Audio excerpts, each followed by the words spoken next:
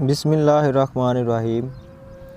तो आज हम दोस्तों बात करेंगे अफ़साने में जो अज्ज़ाए तरकीबी हैं या फ़नी अज्ज़ा हैं, उस हवाले से हम बात करेंगे। तो अगर हमारे ज़हन में जब कोई खाका या पहलू आ जाए तो सबसे पहले हम देखते हैं कि उसको किस तरह से डिज़ाइन करना है, किरदार कौन से मुंतखब किए जाएं, इस कहानी का लुकेल क्या होगा। ज़रूरी नहीं है कि आपने जिस तरह से कहानी को सोचा है बिल्कुल वैसे ही लिखा जाए, बल्कि इधर उधर की चीज़ें जो हैं वो भी उसमें लिख सकते हैं। एक कामयाब जो है वो कहानीकार हम उस वक्त तक नहीं बन सकते जब तक हम इधर उधर की चीज़ें, इधर उधर की बातें जो हैं वो इख्तियार ना करें। ये नहीं ज़रूरी कि आपने जो सोच लिया, जो एक नुक्ता तय कर लिया है, उसी को ही लेकर चलना है, उससे हटकर कोई चीज़ नहीं लिखनी। तो ऐसा नहीं होना चाहिए। एक अच्छा कहानीकार जो है वो आसपास की चीज़ें जो हैं वो भी मुशाहदे में लाता है, उनको भी अपनी कहानी का हिस्सा बनाता है ताकि एक अच्छी कहानी बुनी जा सके। तो इसमें किरदार निगारी जो है उस पे हम बात करते हैं कि किरदारों को अपनी ज़द में ना रखा जाए, बल्कि कुछ किरदार ऐसे भी होते हैं जिनको आज़ाद छोड़ना पड़ता है। जितनी आज़ादी हम किरदारों को अफ़साने में देंगे उतने बड़े अफ़साना निगार जो है वो हम बन सकते हैं। लोगों के ज़हन की परवाह ना की जाए कि मैं अगर ऐसा लिख दूंगा तो लोग क्या कहेंगे। ऐसा नहीं है। जो चीज़ आप कहानी का हिस्सा बना सकते हो उसको बनाया जाए, उसको रद्द ना किया जाए। तो इब्तिदा में किरदार जो है वो उंगली पकड़ कर चलता है, मगर आगे जाकर वो आज़ाद हो जाना चाहिए। किरदार निगारी करने के लिए खाके के फ़न जो है उसको पढ़ना बहुत ज़रूरी है, क्योंकि खाका में जो है किरदारों का हुलिया बयान किया जाता है, किसी भी शख्सियत का हुलिया बयान किया जाता है। तो अगर किरदार निगारी करनी है तो उसके लिए खाके पढ़ने बहुत अहमियत के हामिल है। तो किरदारों में कुछ और भी चीज़ें हैं कि वो समाजी मकाम व मर्तबे के मुताबिक होने चाहिए। ये नहीं है कि एक देहाती जो है वो शहरी जो है ड्रेस पहने हुए हो और जो शहरी है वो देहाती कपड़ों में दिखाया गया हो, तो ऐसा भी नहीं होना चाहिए।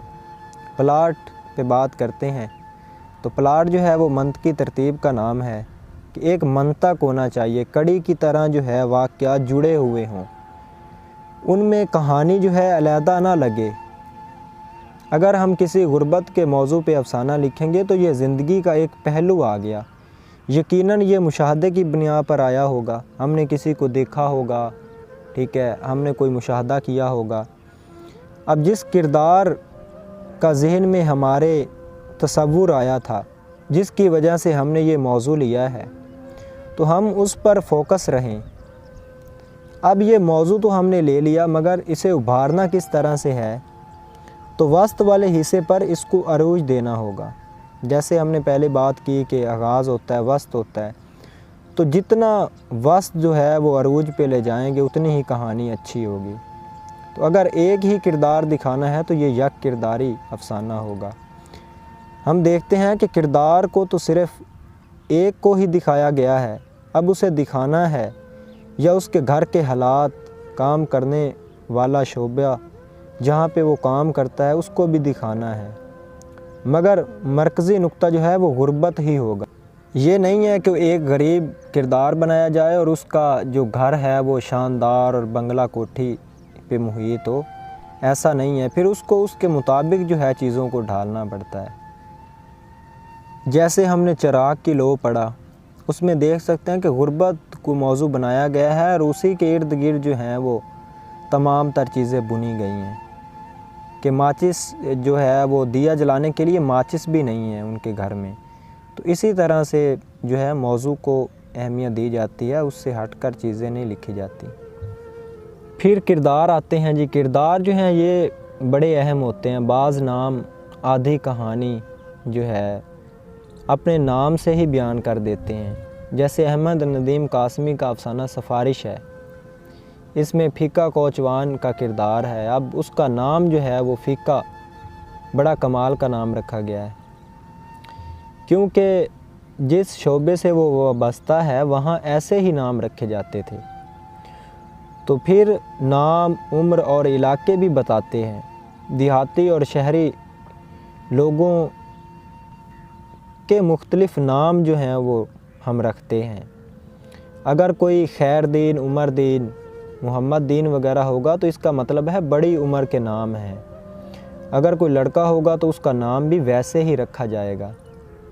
तो किरदार जो है वो मुंतखब करते हुए उनके नाम जो हैं वो उनकी उम्र के मुताबिक रखे जाएं।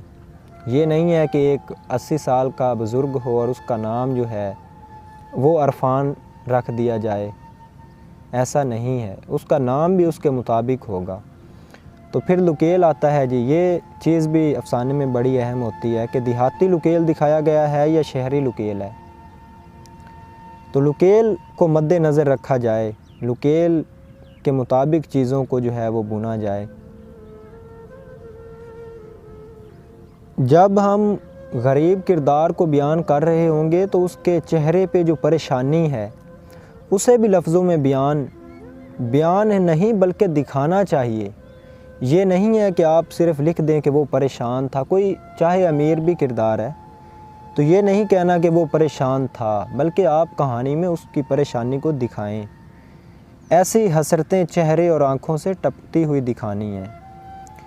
मुकालमे जो हैं ये भी जिस खित्ते के लोग होंगे वो उसी अंदाज़ में मुकालमा करेंगे। एक अनपढ़ और पढ़े लिखे के मुकालमे में फ़र्क दिखाया जाएगा। ये नहीं है कि एक अनपढ़ आदमी जो है वो बड़ी आला किस्म की जो है वो उर्दू जो है बोल रहा हो, ऐसा नहीं है। मुकालमे भी उसी किरदार के मुताबिक होंगे कि वो अनपढ़ है या पढ़ा लिखा किरदार है। फिर ज़बानो बयां है, ये अफसाने में अलग अलग नज़र नहीं आनी चाहिए। जहाँ पर बयानिया अंदाज़ है जिसमें रावी सुना रहा होता है, जैसे कोई कमेंट्री करने वाला होता है, कोई किरदार की ज़बान से कहानी बयान करता है, या बाज़ दफ़ा मुसन्नफ़ ख़ुद जो है वो रावी बन जाता है, जैसे कालू भंगी में कृष्ण चंद्र ख़ुद जो है वो रावी हैं। तो मुकालमे और कहानी की ज़बान में वाज़ेह फ़र्क नहीं होना चाहिए। इसी तरह मंज़र निगारी है। मंज़र निगारी भी उसी लुकेल के अंदर रह कर की जाए। उस हवाले से जो है एक नावल अगर देखा जाए तो वो जांगलूस है, और दूसरा 9 लखी कोठी जो है वो अली अकबर नातिक का है। और अफसाने के हवाले से मंज़र निगारी में ग़ुलाम अब्बास बहुत बड़े अफसाना निगार हैं। वो ऐसे मंज़र को बयान करते हैं गोया सारा मंज़र जो है वो आँखों के सामने हो रहा हो। अफसाने को मंज़र निगारी के ज़रिए ही तवील किया जा सकता है। इससे ये नहीं है कि कुछ कहानीकार जो हैं वो कहते हैं कहानी तो मैंने लिख ली है, कहानी मेरे जहन में भी है, लेकिन ये तो सिर्फ़ एक ही सफ़े में पूरी आ गई। तो ये मंज़र होता है, छोटी छोटी जुज़ियात होती हैं जो कहानी को बड़ा करती हैं, अफसाने को एक अच्छा बनाने में अहम किरदार अदा करती हैं। तो ये कुछ उसके फ़नी अज्ज़ा थे और इसकी अफसाने में क्या अहमियत है। इस हवाले से आज का जो हमारा मौजू था। मज़ीद हम मंज़र निगारी पे जो है बात करेंगे, कुछ अफसानों की मिसालें भी उसमें पेश करेंगे कि किस तरह से मंज़र निगारी जो है बहुत ज़्यादा अहमियत का हामिल है।